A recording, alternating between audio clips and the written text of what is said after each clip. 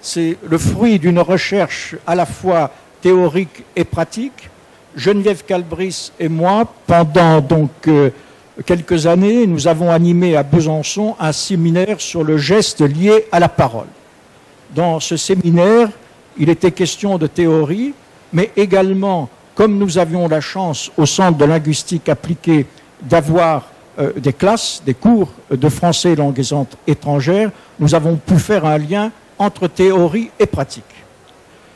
Bien sûr, sur le plan de la gestuelle, nous avons beaucoup travaillé avant, à la fois sur le plan théorique et didactique, mais l'approche, cette fois-ci, concernait l'argumentation.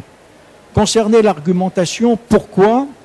Parce que les étudiants étrangers, arrivés à un niveau avancé, ont beaucoup de problèmes pour, disons, saisir et puis produire des outils argumentatifs comme les connecteurs. Bon.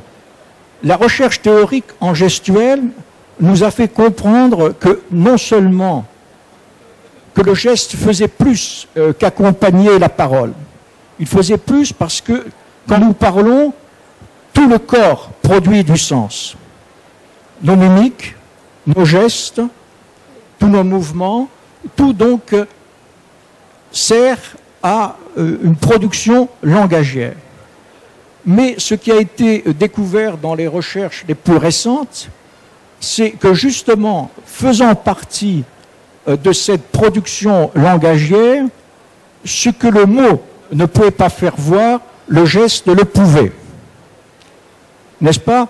C'est-à-dire que si vous assistez à une classe, si vous filmez une classe dans laquelle le professeur, que ce soit en français langue étrangère ou que ce soit dans une classe de français normal, par exemple, nous avions filmé dans notre recherche une classe, je ne sais plus si c'était d'histoire et de géographie, et nous avions remarqué, par exemple, que chaque fois que le professeur disait le mot concept, il faisait ce geste.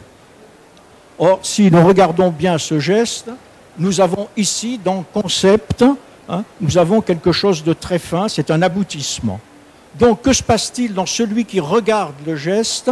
Eh bien, nous pensons, les théoriciens de la gestuelle, mais on a pu expérimenter ceci, c'est que nous avons ce qu'on appelle des neurones miroirs, ce qui fait que, en même temps que nous écoutons, nous enregistrons, nous mémorisons ces gestes.